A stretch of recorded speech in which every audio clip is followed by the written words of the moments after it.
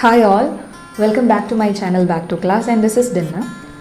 Today, it cannot be denied that individual success or failure largely depends on his or her communication abilities.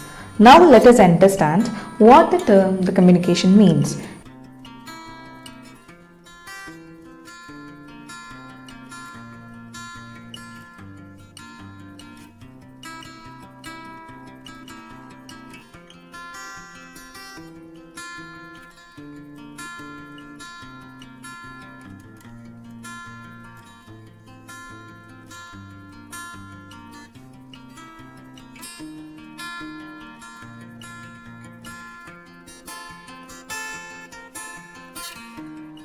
Communication is a complex process and it can be a thought of as a process. The cycle of communication involves the following elements, which you can see in this picture: sender, encoding, transmission device, decoding, receiver, and a feedback. So let's see all about what are the elements in this communication process. All communication processes begin with the sender. The person who conveys the message is known as a sender or the communicator. The sender is the person who initiates the message. So message, it is the idea or the information, view, fact, feeling, etc. that is generated by the sender, and it is intended to communicate further. After message, encoding comes as a third step. It is a process in which sender expresses and organizes his or her feelings by using symbols, maybe words, signals, signs, and which will communicate intended to the receiver. Okay. And after this, you can see about the medium or the channel. Communication channel is a media through which sender passes the message, and the choice of channel depend upon the nature of the message. It is very important to choose proper timing as well as the proper place and proper way for the effective communication. Decoding. Decoding is a process by which receiver interprets a message and translates it into the meaning and words of the purpose of understanding. The very important factor that we want to consider about the receiver. Receiver is the person who receives the message. The communication process is incomplete without the existence of the receiver.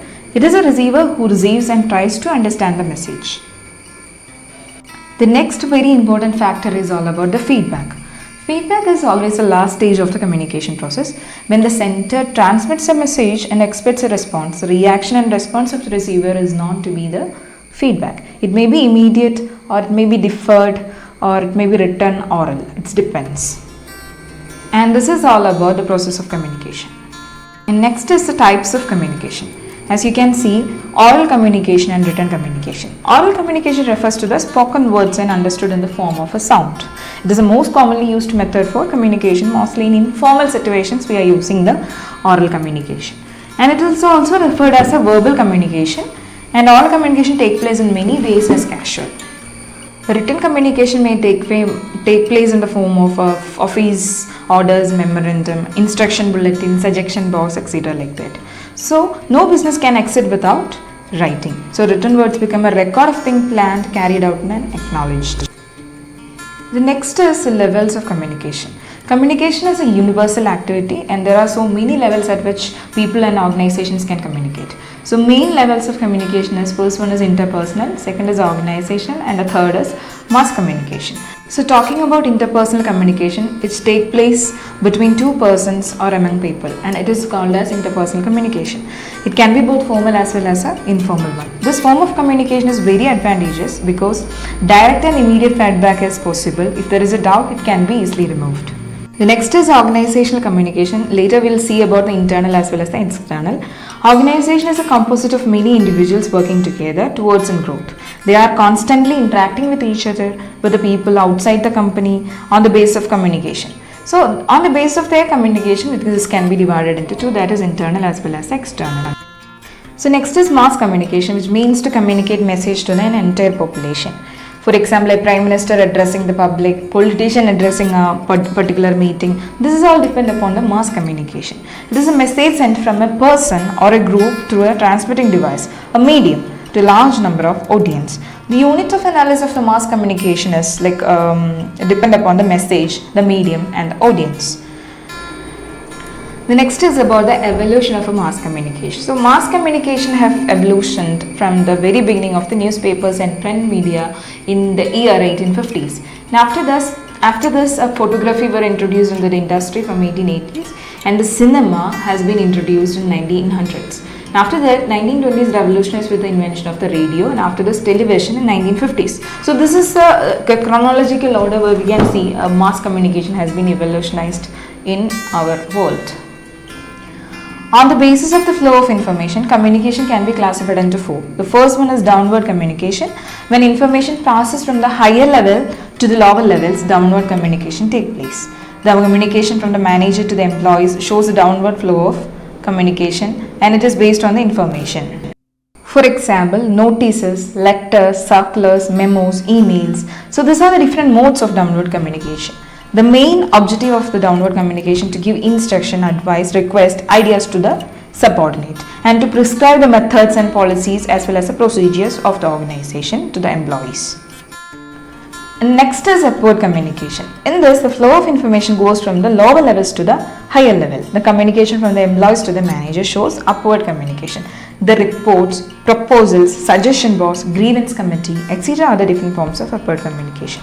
And the objective of the upward communication is to keep the superiors informed about the progress of the work and to suggest the measures for improvement, and as well as to communicate the grievance of the employee side.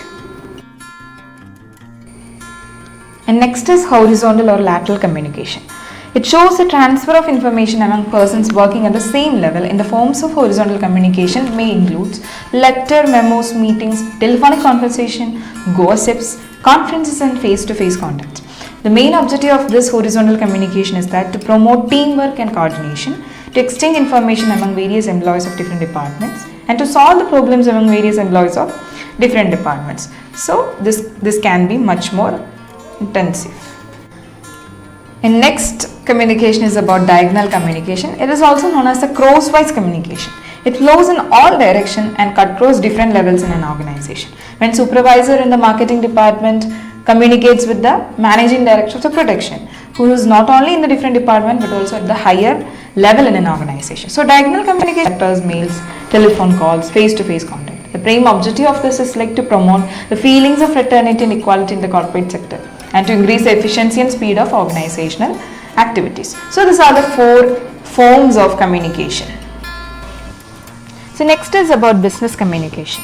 Business communication is a multi-dimensional, dynamic and interactive process which involves effective transmission of facts, ideas, thoughts and systematic understanding of scientific theories and practical aspects. According to this, business communication refers to the communication relating to the business activity, which means providing goods and services to the consumers with a point of earning profit. So business communication always has specialized in content-specific audience. So let's understand the features of business communication. The first one is conciseness, clarity, it should be a simplicity, logical development of the ideas, consideration about all, concreteness in the requirement of effective business communication, accuracy and as well as the objectivity. So these all are the important features of business communication. So let's see about the difference between business communication versus general communication. The purpose of business communication is to inform, to instruct and to stimulate, whereas general communication is always an amusement. Nature of the business communication is scientific and specific, while general communication is literary. The scope of the technical communication is limited, but general communication is much wider, related to the every aspects of life. And its kind of business is concerned, it includes reports, letters, proposals, scientific papers and memos. Whereas general communication is categorized into various genres: prose, poetry, drama, novel, as well as a short story. The content of the business communication is it involves the scientific documents, including the papers, reports, letters, and notices. As well as the general communication, it comes under the category of the poem, short story, drama, as well as novels. The next main difference is about the language. Language of the business communication is marked with the conciseness, clarity, concreteness, simplicity, and that of the general communication, it depends upon the extravagant, pompousness, and the verbose. In the next is style. As far as style is concerned, both business as well as general communication are poles apart. Simplicity, clarity, brevity, objectivity, it depends upon the both communication. While that of general communication is poetic, ornamental, bombastic, and the elegancy is there. So let's see our different barriers of communication. So physical barriers are often due to the nature of the environment. This may be caused by a number of factors like noise, poor lighting, and the long distance between the centers and receiver. Language barriers include the lack of common language and language of the computer, specific language, use of difficult and inappropriate words. So next is about the cultural barrier. Cultural barrier, we live in a cross-cultural situation, such barriers do exist. Sometimes the non-localized vocabulary and typical accent that the particular area proved to be create greatest hindrance in the effect of communication. And the next is emotional barrier. One of the chief barriers in effective communication is the emotional barrier. Feelings of fear, resentment, jealousy, suspicion, anger, anxiety, this all comes under the emotional barrier. Physiological barriers means it may be caused from an individual personal discomfort caused by the ill health and the poor eyesight or hearing difficulty. Next is wrong channel. What is this barrier? There are three medias of communication, especially spoken, written and non-verbal. So face-to-face conversation, telephonic, radio, television, letters, memo, these are the main means of communication. If the choice of the channel or medium is not right, the impact of the message is lost. And next is like badly presented messages. Proper presentation of information is important to understanding. If a person who sends information is not well versed in the topic under the discussion, it is not able to structure the message. Next is over or under communication. The quantum of communication should be just right, neither it should be excess information, nor should be a scanty. So excess information may confuse the receiver, and the scanty information would make him go for actual intent of the message. So next we are going to see about formal versus informal communication. Formal communication generally follows a well-defined structure as well as a pattern and a periodicity, where formal communication channels are set up in all the kinds of organization. The meetings, the union meeting, memos, circulars, this all are formal type structured.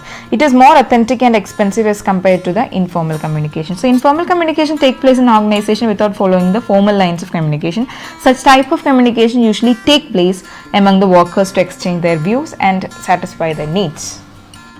Next is internal versus external communication. Take place within the organization, it is called as internal, which is take place outside in the organization is called as external communication. So internal communication mainly among the employees as well as employees. So external communications flow outward with the people working outside the organization. It is important to study about 7 C's of communication while you are attending a communication class. So what are the 7 C's of communication? First one is completeness. A communication should be complete. Second is conciseness. Concise, it should be very concise to the knowledge. Next is clarity. The next is correctness, and should be a concrete evidence of communication should be there. Consideration should be there, and after this a courtesy. So these are the basically 7 C's of communication. So this question will be asked several times in the UGC NET exam. Next is about Grapevine. So Grapevine is an informal channel of business communication. So it is also called because it touches towards the organization in all direction irrespectively. Okay, so man as we known as a social animal. Despite existence of formal channels in an organization, the informal channels tends to develop when we interact with the peoples in the organization. So that's all about today's communication lessons. So if you have not subscribed my channel, please do subscribe, share among your friends. So next video I'll be coming with more MCQs related to the unit 1 of the principles and practices of management. So dear friends, stay home, stay safe. Thank you. Have a good day.